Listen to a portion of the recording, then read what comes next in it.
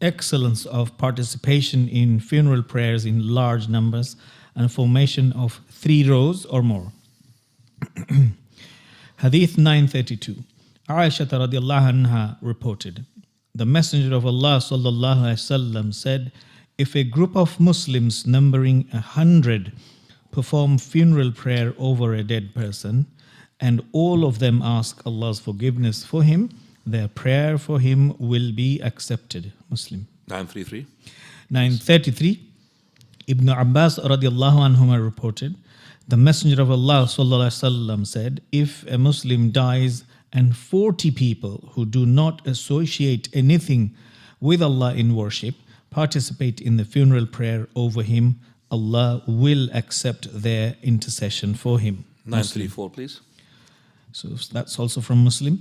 Hadith 934. Marthad ibn Abdullah al-Yazni reported, when Malik bin Hubayra radiallahu anhu offered a funeral prayer and found a small number of participants, he would divide them into 3 rows and would say that Messenger of Allah sallallahu alaihi wasallam said, if 3 rows of men offer funeral prayer over anyone, his entry into Jannah will become certain. Abu Dawud at-Tirmidhi. Right, and just some of these 3 hadiths compromise the chapter itself. The chapter entitled for all of these hadiths. Number 1, when the Prophet of Allah, he said 40 people, then 100 people, 40 people, making intercessions, taking dua, the number has got no relation to it. The more we have coming to the deceased to participate in the funeral, the better it is. So the number here is not really attached to a number. So it hasn't got a limitation. So 20, 40 is better than 20. 60 better than 40. Okay? So when you say 40, then Allah will accept the shafa'ah. So what about 41? Not accept the shafa'ah? No, it will. It has to come here. 40, brother, it's 40. Don't come to the funeral. Don't increase it. It doesn't mean that. Number 2 is that the dua has to be with ikhlas. So not anybody's dua is going to be accepted. That's dua ikhlas. Number 3, the dua from a person who is monotheistic. If he's not monotheistic, so if this person had so many people who are not monotheistic, Brailwis, mushrikeen, there's shirk in them, for example, that's not going to benefit that person.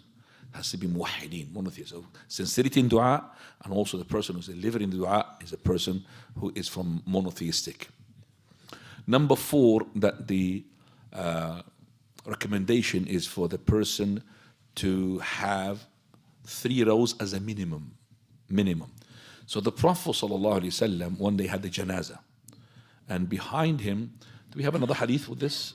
Well, let's finish the chapter. So we had the Prophet, he had behind him 7 people. So 7 people for the janazah. How did he divide them? So he got the janazah and he prayed in the janazah. The 7 people can go on 1 row, but he divided them 3, 2, 2, because the minimum is what? 2 in a row. So 3, that's 1 row, 2, 1 row, another 2, 7 people. So that is the way to make it, because the more rows, the better it is. Whereas if it is the normal jama'ah, those 7 will be lining up with what? In the first row. They will be nobody will go to the second row. You come to the first row, you compete for the first row. But the Prophet of Allah, regardless of who comes first on this janazah, he divided them 3, 2, 2. And that means the janazah rows is not linked to who is in the beginning on the front. It is linked to how many people on the janazah are to be prayed upon.